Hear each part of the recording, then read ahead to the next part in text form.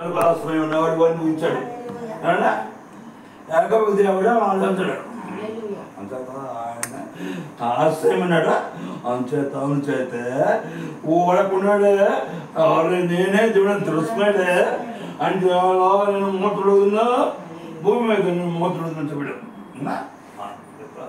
దేవుడు గొప్పవాడు, ఆయన గొప్పవాడు. అంచేత ఆయన మన ఎడలా అని జీవితంలో ఎన్నో కార్యాలు చేస్తాడు. దాని గురించి చెప్పడే యోగ కార్యాలను వచ్చి చూడడే అలానే భూమి మీద సమస్తం చేయబడి చెప్పాడు.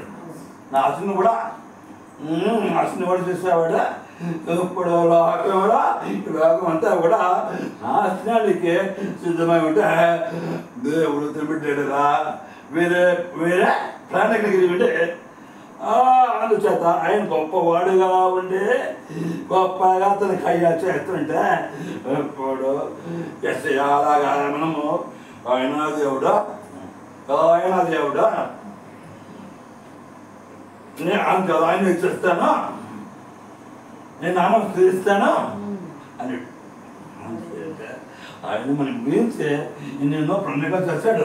మన పుట్టక ముందా ఇది మీ పుట్టక ముందే పుట్టక ముందే గర్భంలో ఉన్నప్పుడు నేను ఎరిగితేనే నీకు పేరు పెట్టితేనే నీవు చేయాలి అంటాడు కదా. అంతేత ఎలా ఉండాలో అలాగే ఉండాలి. దానియేలు గారు ఎలా ఉండకూడదు, దాని దగ్గర ఉండదు, అలాగా దాని ఉండకూడదు.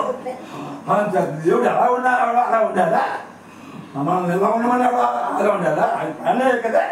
అందుచేత ఈ అద్భుతం చేస్తున్నాడు ముందు.